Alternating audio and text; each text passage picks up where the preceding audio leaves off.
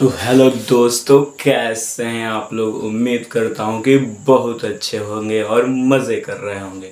तो दोस्तों, आज हम लोग डिस्कस करने वाले हैं क्लास 12th का कूलॉम्स लॉ से रिलेटेड इसका वेक्टर फॉर्म, यानी vector form of Coulomb's law, जो कि बोर्ड्स लेवल के बेसिस पे बहुत ज़्यादा इम्पोर्टेंट है। तो दोस्तों, आइए हम लोग यहाँ पे डिस्कस करते हैं Coulomb's law in vector form.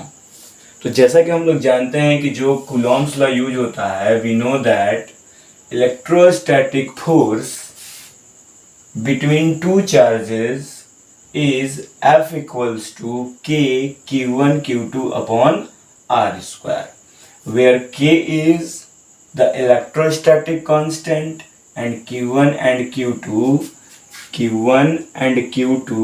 are the charges between which we have to find the value of force of attraction और repulsion। तो यहाँ पे हमें Q1 और Q2 के बीच में जो फोर्स ऑफ अट्रैक्शन या फोर्स ऑफ रिपल्सन लग रहा है उसका वैल्यू हमें यहाँ पे फाइंड करना है। और उसको, यानी ये वाला जो हमारा फॉर्मूला है, जो कि F equals to K Q1 Q2 upon R square, force के मैग्नीट्यूड को बता रहा है, यानी मैग्नीट्यूड ऑफ फोर्स को रिप्रेजेंट कर रहा है ये इलेक्ट्रोस्टैटिक फोर्स। तो इस मैग्नीट्यूड ऑफ इलेक्ट्रोस्टैटिक फोर्स, ये फॉर्मूला जो है ये मैग्नीट्यूड को बता रहा है, लेकिन इसी को अब हमें वेक्टर फॉर्म में लिखना है। तो आइए दोस्तों, हम यहाँ पे डिस्कस करते हैं। सबसे पहले हम लोग क्या सपोज करेंगे कि जो हमारा ये R1 है, R1 is the position vector of this charge Q1, यानी this vector R1 is the position vector of this charge Q1 and R2 is the position vector of this charge Q2। तो हमें इस Q1 और Q2 के दो position vectors मिल गए।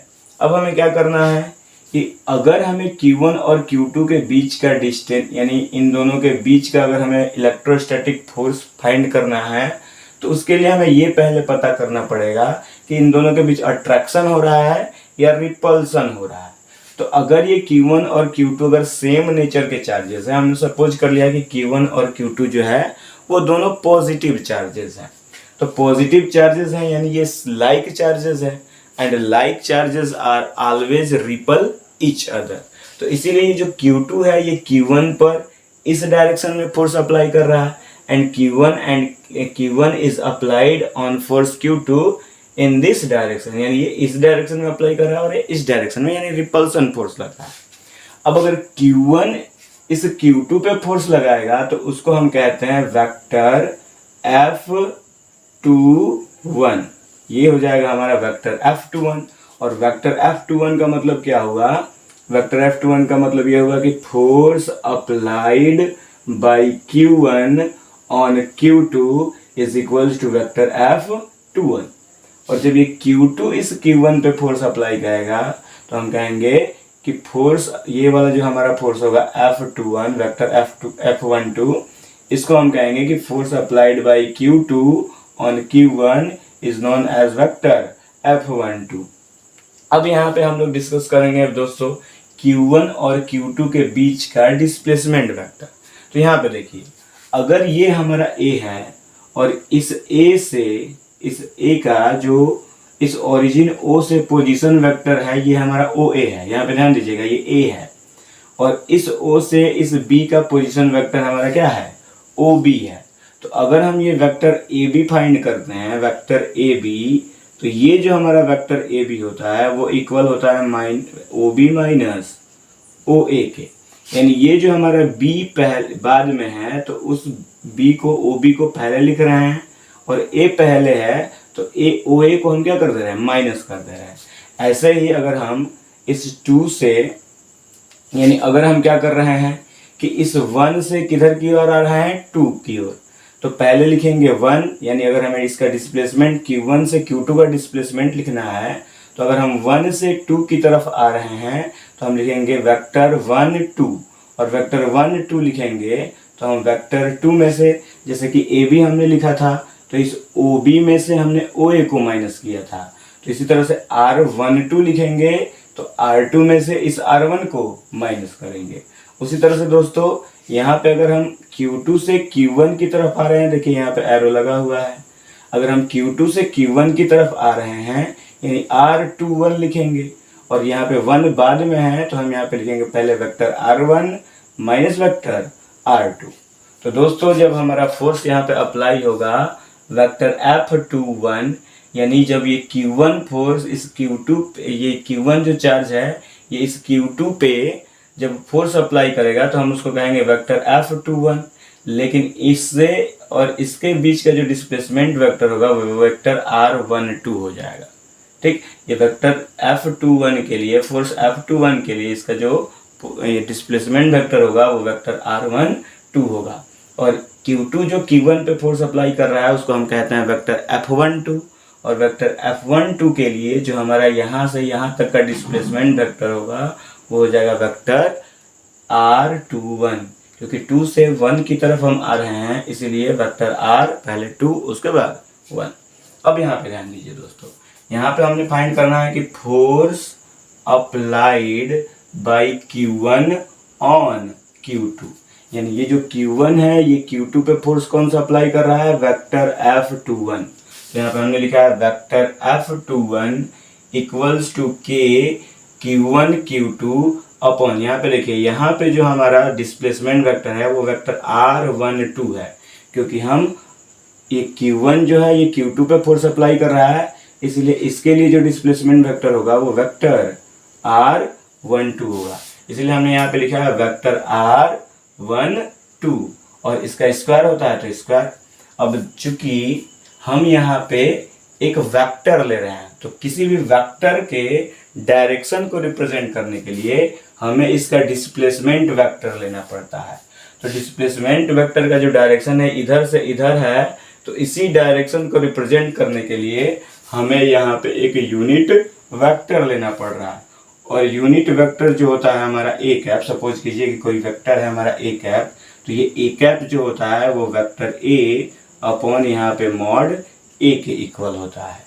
तो दोस्तों अब हम यही फॉर्मूले का हम लोग यूज करेंगे, तो यहाँ पे हो जाएगा हमारा vector F21 equals to K Q1 Q2 upon ये हो जाएगा मॉड R12 वेक्टर का स्क्वायर, और इसके प्लेस पे हम लिखेंगे vector R12 divided by mod vector R12।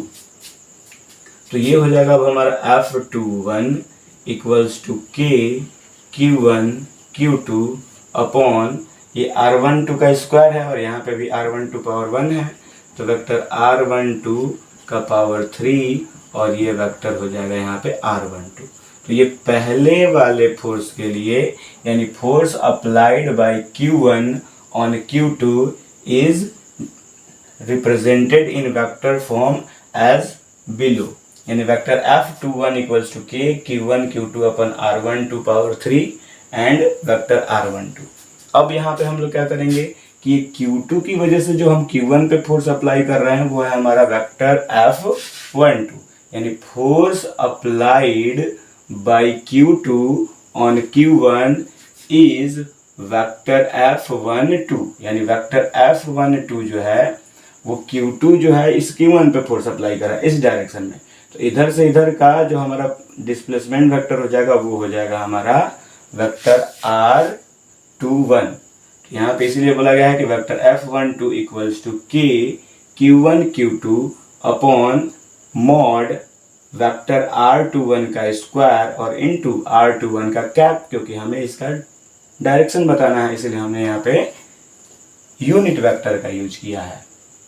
अब यहाँ पे दोस्तों देखिए, अब यहाँ पे क्या होगा कि हमारा vector F12 equals to K Q1 Q2 upon R21 vector square into इस कैप के लिए यूनिट वेक्टर के लिए क्या फार्मूला लिखेंगे, R21 अपॉन मोड R21, और ये हो जाएगा हमारा vector F12 equals to K और ये हो जाएगा हमारा Q1 Q2 अपॉन r21 का क्यूब यानी पावर 2 पावर 1 3, और ये हो जाएगा r21।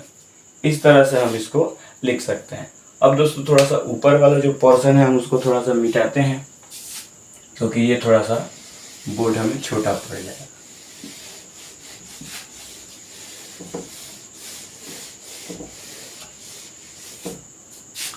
तो देखिए यहाँ पे अब ये जो हमारा पोर्शन है यानी ये वाला, यही वाला पोर्शन वेक्टर F12 ये इक्वल हो जाएगा हमारा K और इंटू Q1 इंटू Q2, और ये अगर हमारा वेक्टर R21 है तो वेक्टर R21 को हम क्या लिख सकते हैं, vector R1 minus vector R2। तो ये हो जाएगा vector R1 minus vector R2 power 3, और इसके प्लेस पे भी हम लिख सकते हैं vector R1 minus vector R2, ऐसे लिखा जा सकता है।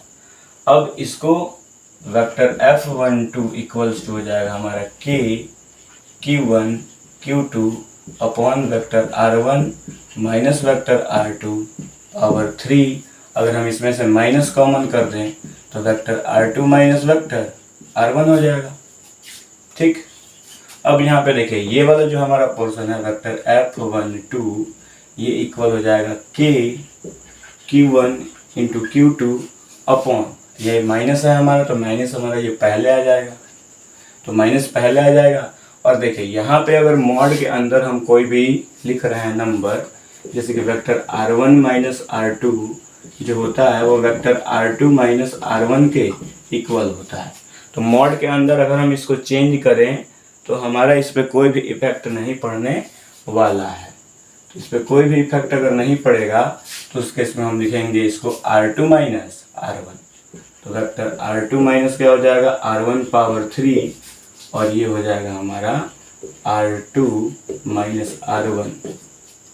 अब यहाँ पे दोस्तों वेक्टर F12 ये हो जाएगा माइनस K Q1 Q2, और ये वाला जो पोर्शन है ये देखिए अक्रॉस यहाँ पे देखिए, यहाँ पे जो हमारा वेक्टर R2 माइनस R1 है, वेक्टर R2 माइनस R1, इसको हम वेक्टर R2 माइनस R1 को क्या लिख सकते हैं, वेक्टर R12।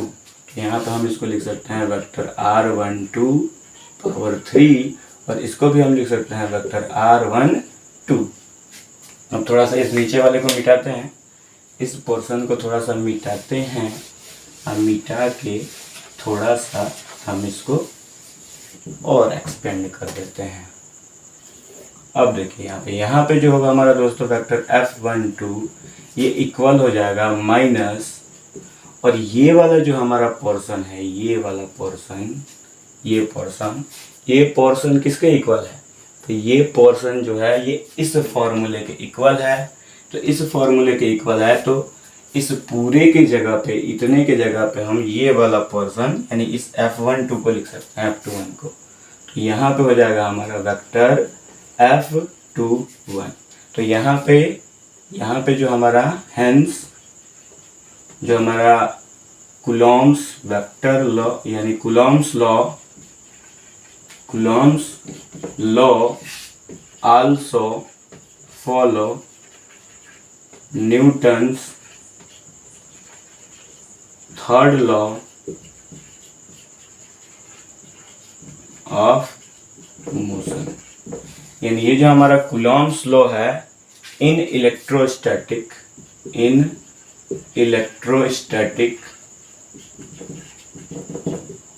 यानी hence Coulomb's law in electrostatic also follow Newton's third law of motion in mechanics.